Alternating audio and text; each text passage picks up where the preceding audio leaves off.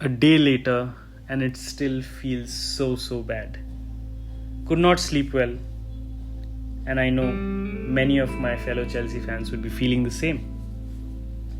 It feels like a real opportunity lost to win a trophy against a depleted Liverpool squad with their main players missing, and still we managed to somehow hand them the trophy. When the match ended,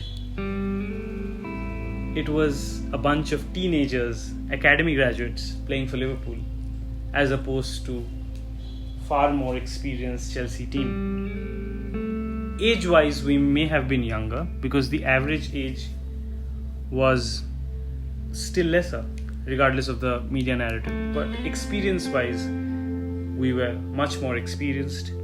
We had regular starters in our team. And Liverpool, they were a makeshift team, a B team, which still managed to get the job done. And this is why it feels so particularly bad this time. You sit in front of your telly and watch the match for 3 long hours, and just when it feels like now we have a bunch of youngsters as our opponents and we should be winning this, you concede a 118th minute corner goal when you have no time to respond, absolutely no time. This was very hard to take. A trophy at any point of the season always comes as a shot in the arm. These players could have had the confidence to complete the rest of the season knowing that I'm capable of defeating a big club in a final and winning a trophy. But that opportunity is gone now. And that is why, again, it feels so bad, so bad. If we try and pinpoint the reasons why we couldn't get over the line yesterday, the first and foremost reason would be the one that has been haunting us for the past 2 seasons, and that is the lack of finishing capability. Conor Gallagher should have had a hat-trick. The one-on-one that he missed, you cannot do that at this level. You miss those easy chances in a cup final, you're bound to get punished. You will have to do those missed chances. He was one-on-one with the Liverpool goalkeeper, with Kelleher, and he managed. Of course, it was a good save, but that is more credit to the goalkeeper than a consolation for Gallagher. He should have scored, no two ways about it. He also hit the post, which was unlucky, from a Cole Palmer cross. Cole Palmer himself should have opened the scoring in the first half, where he volleyed the ball right into Kelleher from more or less point blank range. He should have scored that goal. Disasi failed to score from a set piece when all he had to do was guide the ball over the goal line. Again, he could not. Now think of Van Dijk, who had the ball in the net twice. Once it was ruled out, which I think was unfairly ruled out.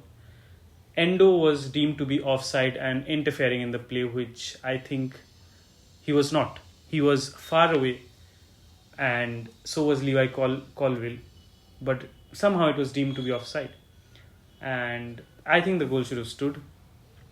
And I mean, it would have been better for Chelsea to have conceded the goal then than conceded at 118 minutes when you have zero time to respond. Anyway, the lack of finishing is something that we have been suffering from for a long time now.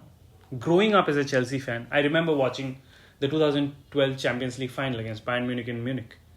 And all through the match, Thomas Muller, Arjen Robben, Frank Ribéry, Mario Gomez, Bastian Schweinsteiger, they created so many chances. And yet, at the end of it all, scored the same number of goals as Chelsea, because Drogba scored that bullet header from a Juan Mata corner in the 87th or 88th minute, I don't remember. And this is how it is. The same season, we played against Barcelona, Guardiola's Barcelona, who dominated possession, and yet we managed to defeat them because we scored goals when it mattered. Now we create more opportunities. Our XG against Liverpool was much more, and we failed to take those opportunities. We missed easy chance after easy chance. We had opportunities galore, and we couldn't do anything with it. A shocking reason, which even Maurizio Pochettino admitted and doesn't bode well for him, is thinking of the penalty shootout. We were thinking of the penalty shootout when we should have been concentrating on going for the game before the penalties, because Liverpool had a bunch of teenagers playing for them. Some high schoolers, people who are academy graduates. I know that the average age still of the Chelsea team was lower than that of Liverpool, even when we finished the game. But we should have gone for the game because they were a bunch of inexperienced youngsters, and we failed to do it. We were thinking of the penalty shootout far too soon, and we conceded the goal at a time when it was a point of no return. And this is exactly why we should be focusing on scoring goals. Our midfielders were out of stamina, were out of breath, and Jurgen Klopp's well-drilled youngsters, who are well versed with a structure that has been in place for 7-8 years now, who know that even if stars are missing, if I go, I know what role to play. They came in with fresh legs and dominated our highly prized midfielders. It's a sad situation, but that is the truth. We got dominated in extra time by a bunch of youngsters who went for it, and fair play to them. They did deserve the goal. This is the 6th consecutive Wembley final that we're losing. It's sort of become a mental block for us.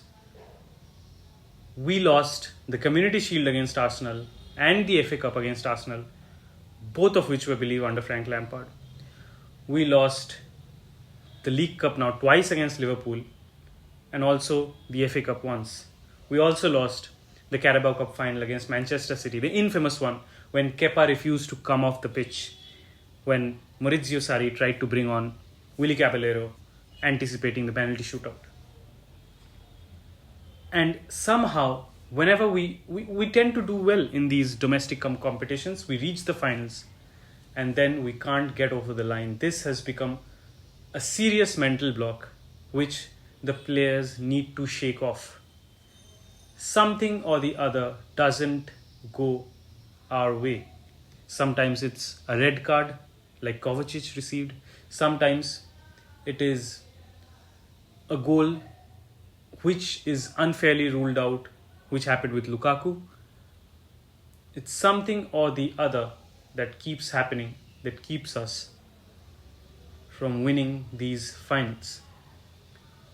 And if this mental block is not shaken off, the players will always have an extra pressure to kill the games off whenever we reach Wembley, and we'll be collecting just runners of medals. Now, the important question: will the Chelsea board stick with Maurizio Pochettino? Well, currently it seems they're willing to take that risk, and I don't think they're going to take any steps until the end of the season. But it does not mean that Pochettino is not under pressure. He is under tremendous pressure, and any mishap against Leeds or in the upcoming Premier League games could mean that the Chelsea board would be willing to let him go.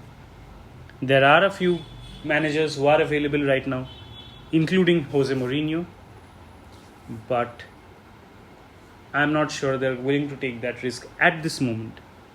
So I think Poch will have until the end of the season